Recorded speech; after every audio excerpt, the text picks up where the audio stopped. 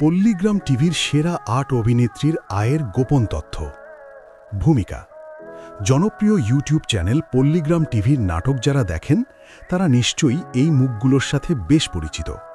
কিন্তু আপনারা কি জানেন আপনার প্রিয় এই অভিনেত্রীরা প্রতিটি নাটকের জন্য ঠিক কত টাকা পারিশ্রমিক পান?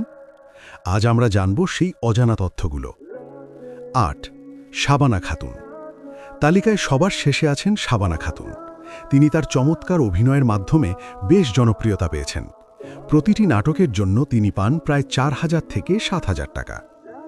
৭. ছোট সালমা। কান্নার দৃশ্যে অসাধারণ অভিনয়ের জন্য পরিচিত ছোট সালমা। তিনি চ্যানেলের শুরুর দিক থেকেই কাজ করছেন।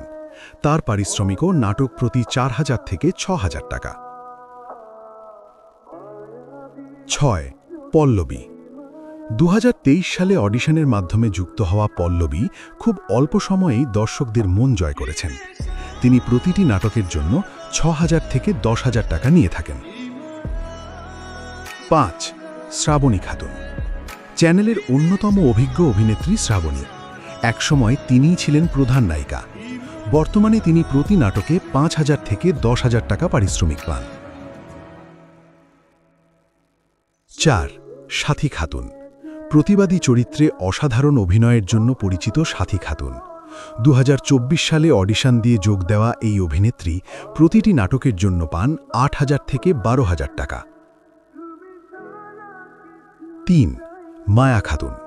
শাশুড়ি বা একটু রাগী চরিত্রে যার অভিনয় অতুলনীয় তিনি হলেন মায়া খাতুন। তার দীর্ঘদিনের অভিজ্ঞতার কারণে তিনি প্রতিটি নাটকের জন্য নির্দিষ্ট ১০,০০০ টাকা পারিশ্রমিক পান। ২. তুহিনা খাতুন। তালিকায় দ্বিতীয় স্থানে আছেন তুহিনা খাতুন। তার মিষ্টি হাসি আর দারুণ অভিনয় দর্শকদের মুগ্ধ করে। তিনি প্রতিটি নাটকের জন্য ১০,০০০ থেকে ১৫,০০০ টাকা আয় করেন। ১. সালমা খাতুন। বর্তমানে পল্লীগ্রাম টিভির সবচেয়ে জনপ্রিয় মুখ সালমা খাতুন। গত ৩ বছর ধরে তিনি তার নিখুঁত অভিনয়ের মাধ্যমে দর্শকদের ক্রাশে পরিণত হয়েছেন। এই শীর্ষস্থানে থাকা অভিনেত্রী প্রতিটি নাটকের জন্য পান ১৫,০০০ থেকে ২০,০০০ টাকা।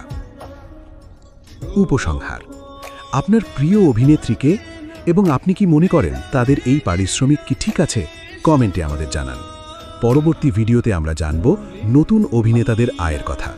ভিডিওটি ভালো লাগলে লাইক দিন এবং আমাদের চ্যানেলটি সাবস্ক্রাইব করে সাথেই থাকুন। ধন্যবাদ।